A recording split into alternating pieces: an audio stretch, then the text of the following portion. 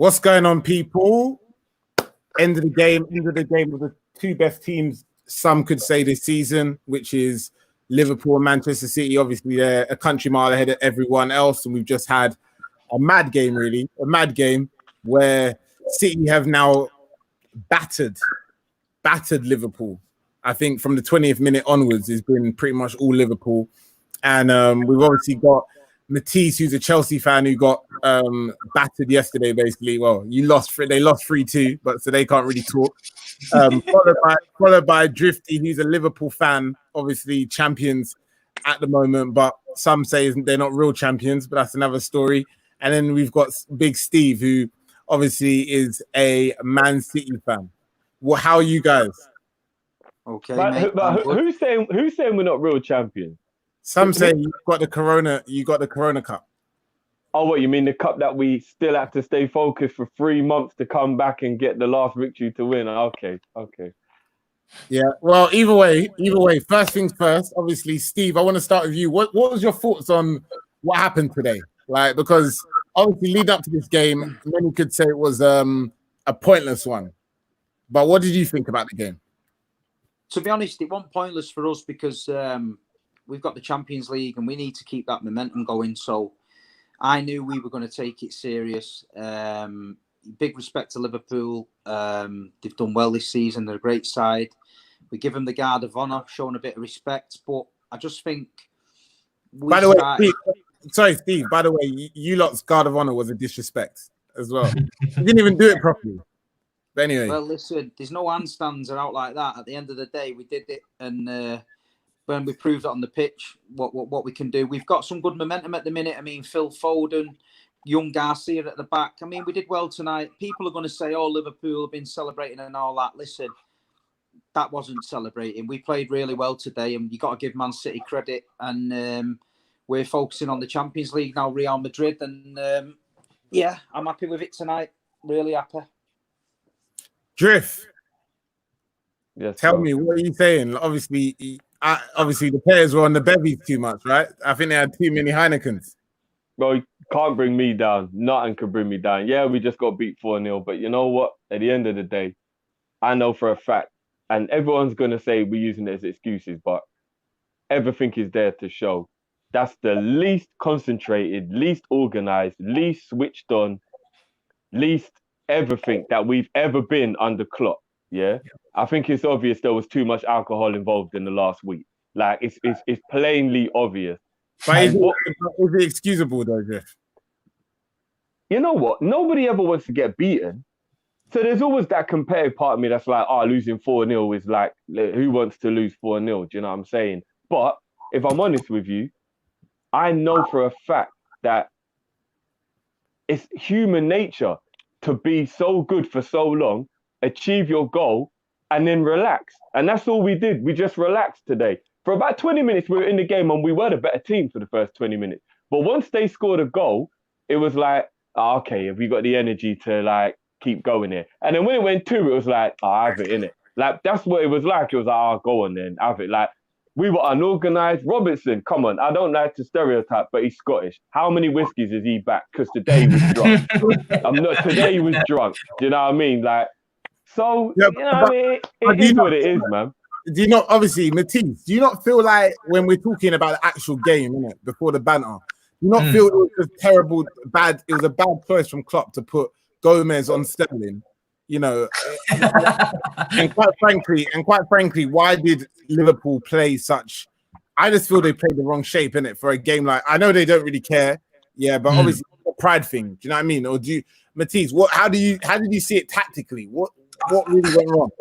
I do kind of agree that listen, they're humans at the end of the day, and they're gonna drop off naturally. It's just a human nature thing that if you're at work and you just hit your target or something, and then the next day's a binge, and then the next day's a binge, and then you come back. The first day you're not going to be on point. Do you know what I mean?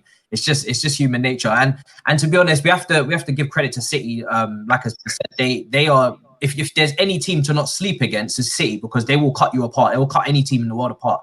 Foden, unbelievable player. I thought he was brilliant. I think he's David Silva's replacement. 100%. They don't need to buy anyone.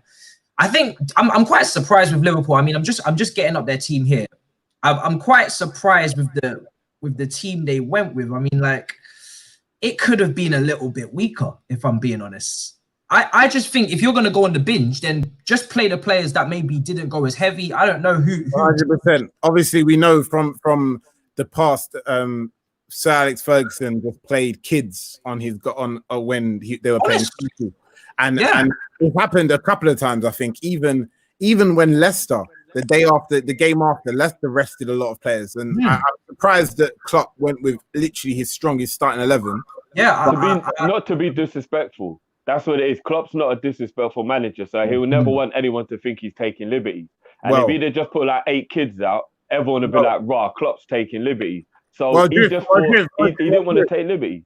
You say that he's not disrespectful. Let's not forget he played his 3rd string in the FA Cup, mate. Exactly. Everton, bro. Exactly. There's levels. That was Everton. Come on, man. There's levels, isn't it? Like, we'll smack them up no matter who we play, innit? I'm not gonna lie. Their fixture list during those times was absolutely a disgrace. Like, there's no juggling that. Well, obviously, so as Silver Spring just said, shout out Silver Spring just said, "Our City back in the title race," basically saying this is a pointless game. Steve, like, obviously, the way I see it is win, lose, or draw. City were going to finish 2nd anyway. I know you're talking about momentum, but I personally feel City will probably still lose a couple more games before the end of the season. I don't see their motivation being hard enough now, being a firm 2nd. They've beaten Liverpool. They've proven that they're clearly going to be around next season. Do you kind of feel like this is the chance that for the next 6-7 games you should play some youngsters? Well, look at today. He's got Foden starting. He's got Garcia starting. Laporte's been out half the season, so he's playing. David Silva's on the bench. He's trying a few new things today. Foden was wide. Then he came inside a little bit. I mean, you got to leave it to Pep. Look, we know we haven't been good enough this season. We know that. Fair play to Liverpool. Last season, we set the bar. This season, they've set the bar. But it's exciting times at City now. There's a bit of a transition. We lost Vincent Kompany. We've just lost Sane. We're losing David Silva. But we're bringing in Garcia. We're bringing in Foden. 1 or 2 signings. I mean, you know, I'm optimistic. But like you say, our season's far from over. We've got the FA Cup and we've got the Champions League to look forward to. And yeah, people say it was a nothing game. But for us City fans, it was all about keeping that momentum. And listen, anyone that puts 4 goals past Liverpool, no matter if Liverpool are pissed or drunk or whatever you want to say, is a good side. And tonight, the 2 best teams played. And I'm happy as a City fan tonight. I'm taking nothing away. I'm happy. Pep showed respect. We went for it. Klopp is just listening to him on the TV now. You know, he's not downplaying it. And yeah, it's exciting times for City and exciting times for Liverpool. I think the rest of the league have got to catch us up. Well, it's funny you say the rest of the league, because I personally think, obviously, right now, in terms of fans, we've got a Chelsea fan, Man United, Liverpool, Man City. Many would say us are going to be the top 4 next season. I personally think Man United is in the title race next year. So, okay. I personally think Man United is in the title race next year. One player. Yeah, one player, and all of a sudden you lot are in the title. Bruno Fernandes has single-handedly changed that whole fan base. Before they were screaming Ollie out and we're not good enough, and now Bruno's turned up. Suddenly we can win the league, we can win the Champions League. Even if we're not in the Champions League, we can win the Champions League. It's ridiculous. We've seen all this before with these Man United fans. They signed Schweinsteiger, they're going to win the league. Yep. Ibrahimovic Ibrahimovic, going to win the league. Yeah, but going to win the league. You know the difference. Yeah. You know the Tomlin difference. going to win the league. They ain't winning nothing. Let me tell you, they ain't winning nothing. Yeah. The difference is now is that Man United has now got the best midfield in the league. You know, I already got the best keeper, and by next season we'll have the best strike force. You've got the best food. I love the way Akeem does this in his chest. But really believes it, you know. the key thing is, with Sancho, I reckon we've got the league next season. So we're looking at a battle for Sancho. We're back. Sky Sports just reported you guys value Sancho at 50 million. I know. They won't pay the money. It don't matter. 100 million to 100 quid for Man United. No problem. Listen, you've got to remember this, right? You've got to remember this as well, yeah? You're not the Man United of old, mate. So no one's coming to you. You can't just pick that shirt up and go, do you want to wear this shirt? Because I'm telling you now, half of them don't want to wear that shirt anymore. Steve, we've had this conversation before, and obviously you're living in the past. You're living into 1999. You go out, finish it tonight, you watch your DVD, the travel DVD every night. You need to stop it. Look. Here's the reality. Here's the reality about Man United. Every player that Manchester United wants, yeah, and every player that gets to play in negotiations, they always choose Man United over any other club, unless it's a Chelsea are really good at tapping at Man United. Like Obi Mikel, like Pedro. They wanted to go Man United. Robinho got confused. He went on the wrong bloody train, mate. That's the only reason he turned up at Man City. And as for Liverpool, mate, you can't even get Werner. So, I wasn't going to say anything, but if you want to talk about my club, our manager walked around your place and went, yeah, it smells here. Don't want to be this manager. He tries to sign Sadio Mane. Mane went, nah, I'm going to the other club that play in red.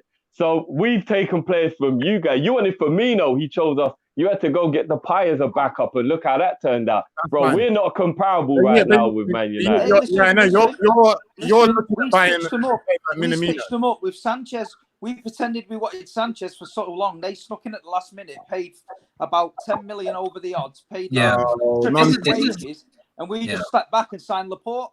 Steve, this is the thing with Man United is they always overpay for players. They're giving Sanchez a whole 500 grand a week to go to Inter Milan. They have to overpay. His dog. Like it's like no one cares. Nobody else is paying Sanchez a whole house a week to not even play in your colours. It's madness. It's really. You understand? Sanchez is a perfect example. There's a picture of when he was 18 years old with his dogs in a Man United shirt. He's a Man United fan, just like. Well, if we're playing this game, Mbappe supports Chelsea, Sancho supports Chelsea. So that's Photoshop, mate. That's Photoshop. No one supported Chelsea. I've never seen anyone support Chelsea, mate. Come on. In Manchester schools now, they can't give away Man United shirts. The kids don't want them. They don't want to be McTominay. They want to be Kevin De Bruyne. But who's on the Pro Evolution Soccer box? McTominay or Kevin De Bruyne? Anyway. One's on the Pro Evolution Soccer box, and the other one's got 17 assists this season. That's you fine. know what? Speaking of Kevin De Bruyne, I'll be honest. Even though Liverpool were trashed tonight, I still don't think City win that game or anywhere near the way they do if De Bruyne ain't playing. He's different class. Different class. He's the reason why that game was 4-0. Like he's different class. He's absolutely different quality. 100%. He's the best midfielder. And here's one for you as well. Listen to this. The Liverpool front three have been regarded as the best strike force in Europe, yeah? Everyone agrees with it. Mane, Salah, Firmino, they're tearing everyone apart. We got young Garcia there at the back tonight from, he's a Barcelona youth player. He come to City, and he's slotted in with Laporte there. He's not physical. He's not big. He's not fast. He's just got a little brain. Steve, I'm not having that kid credit. You got to give the kid credit. Steve, I'm not having that. Today weren't a day to judge him, though. I give Garcia credit. Don't get me wrong. I think he's going to be a top player. But please, this nonsense about City having a good backline. Your backline is still twiglets, mate. So is your goalkeeper. Your back five. I'm sorry, Benjamin Mendy is clueless, mate. He's absolutely. City spent like 150 million on still issues. You know how often in that first half that Salah was in space? Benjamin Mendy's on cloud. What score was it? What score was it? Well, Mendy's very clumsy anyway. We saw the goal against Chelsea. Very clumsy left back. Mendy is terrible. Defense, yeah, we've won the last 8 out of the last 10 domestic trophies. We have won, so it's not bad for a Twiglet defense. If we've got a Twiglet defense, what's your defense? Because you won now. Well, you would like 8 because 8's the amount of times you've lost this season as well. Won now. You've won nothing. Keep the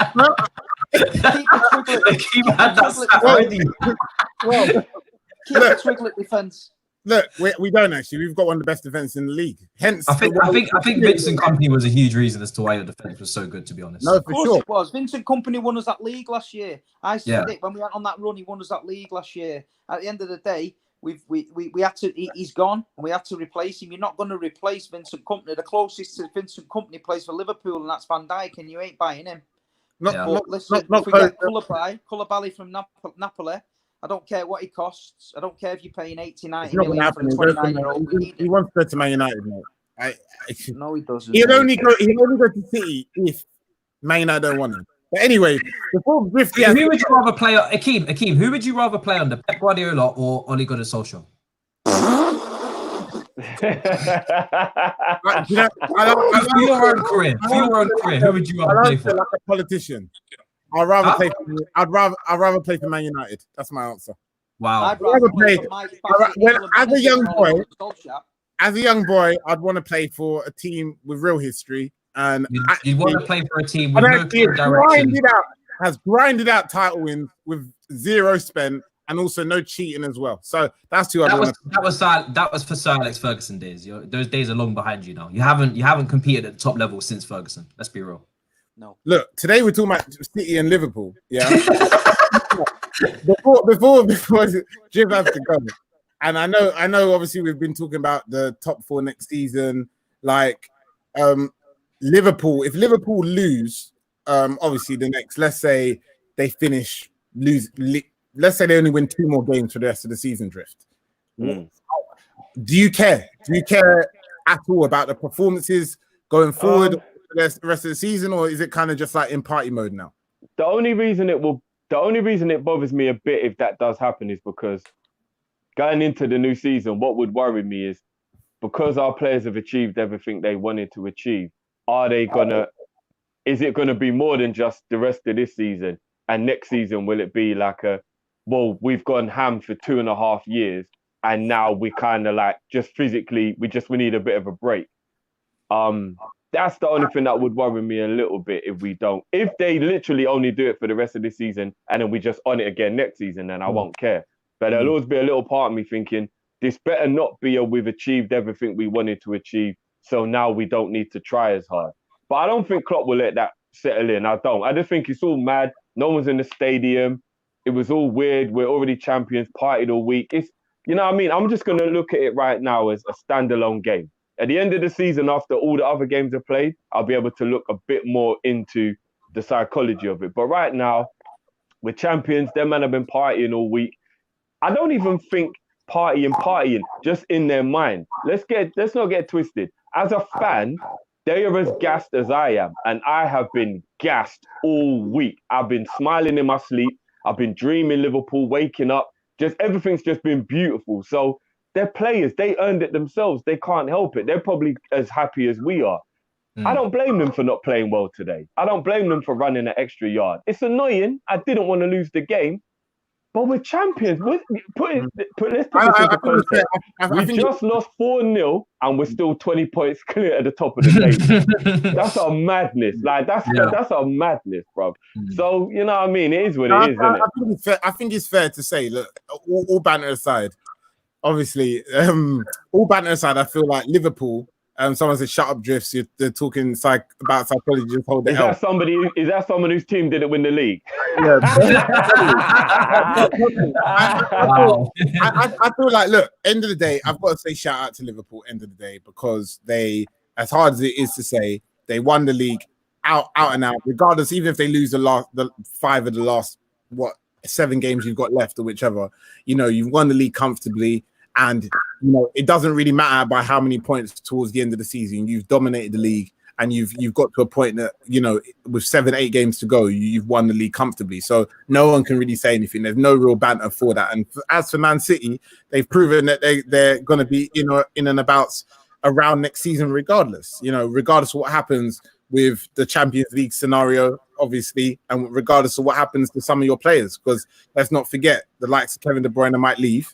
You know, if it's very small chance, but he did leave the gate open when he did say some of his comments about if you're not in the Champions League for the next 2 years. But who knows? Do you know what I mean? All I would say though is that in terms of Liverpool, it is an embarrassment. I think today. I think you got to say it's an embarrassment. But do you care? You know, what it is, bro. It is what it is. Listen, like, boys, the hardest thing for Liverpool next season, when we did that Centurion season, listening to Pep in his pre-season, he said what he's experienced at Barcelona is certain players have the mentality to go again, and they switch on and they go again, and they're professional at all times. But he said you do get in a squad certain players that do think we've made it. They walk around the training ground different. They behave different in training. They're walking around like a champion. And that comes across in games. And that was my fear, what the Liverpool fan was saying there. was saying about he's worrying about that. And I mean, and that is a big worry. But I think Klopp's the same type of manager as Pep, where they don't let anything slip. And I think he won't let that mentality creep into the squad. I mean, if you look at Leicester under Ranieri, they won the league, and exactly what we're talking about the season after happened to Leicester, because all them players walking around on cloud nine for too many games, and Ranieri was that much of a nice guy. He didn't have the bottle to pull them all in. Whereas Pep and Klopp, they've got that ruthless streak. They'll do it. But Ranieri, look at that example. Leicester hammered the league, and you thought they're going to kick on here. Season after, Mahrez, Vardy, all walking around like champions. They got levered. Yeah, you're right. I mean, for me, Leicester were always going to drop off anyway. I have to be real. They was never going to sustain that level. I mean, they don't simply have the backing you two have. I think the big difference here for Liverpool as well, they've won the league, but they didn't win it in front of their fans. And I think that's really going to be something that they can use to motivate them next year. That's true. Yeah. That's you have definitely fans true. in 2021, say they allow fans back into the ground for January 2021. The motivation to win the Premier League in front of your fans, that's unheard of. That's a whole new card that Klopp can play. So I don't think they'll have any issues from that standpoint, to be honest. I just want to ask you a final question in terms of this. So how good is this Liverpool team? You know, because I know Steve just brought up Centurions. Obviously, a few random Arsenal fans keep wanting to talk about the Invincibles and how much you didn't get that gold trophy because you lost a couple of months ago. Like, how good is this Liverpool team in terms of the Premier League era? You know, because many say the Premier League, you rate how good the teams are based on how many points they finish the season with.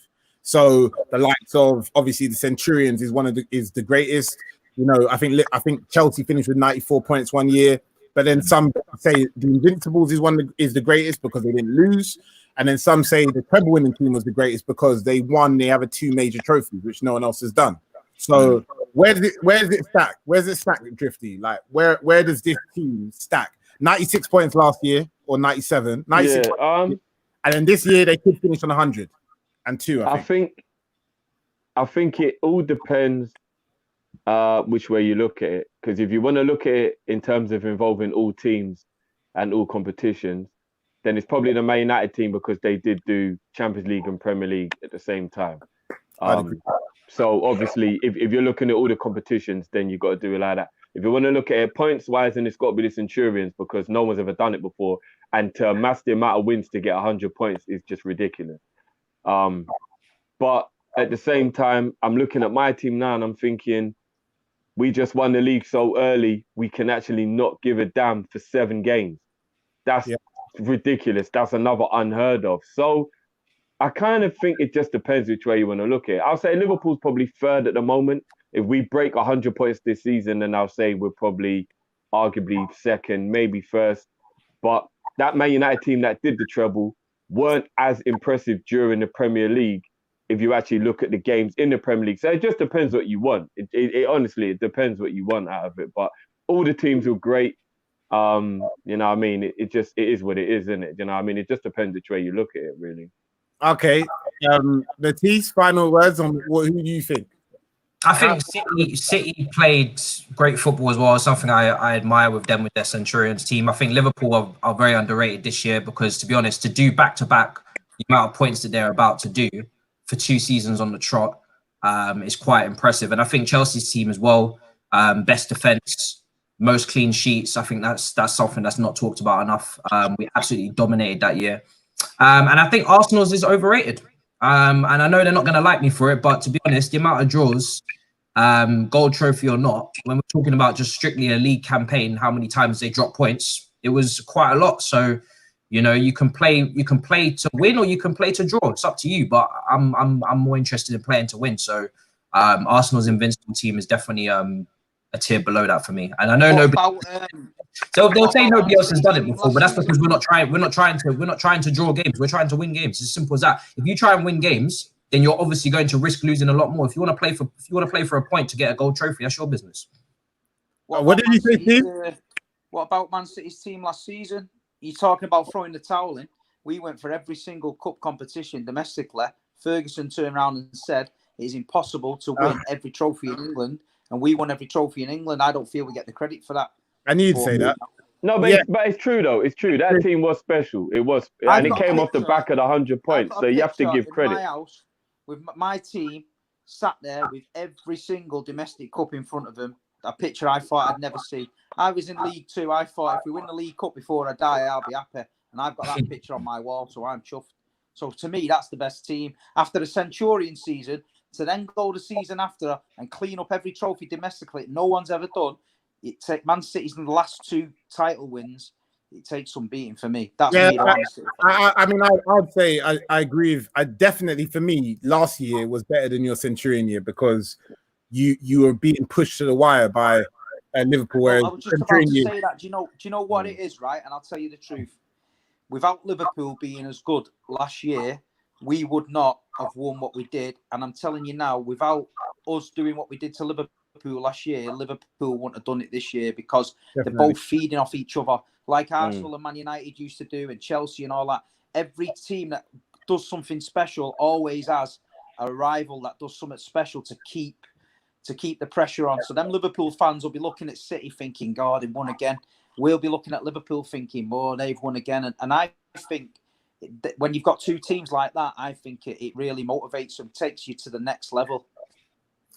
Fair enough. But bro, I'm gonna head out now. We'll leave it here anyway. We're done. So okay. Big up everyone who joined. Yeah, man. Thanks for having me, bro. Yeah, man. Big up Drifty. Steve, thanks as usual. And Matisse, we love you. We'll be back one time soon in the next couple of days. Nice one. See you soon, boys. Good night. Peace out, guys. Thanks a lot, man.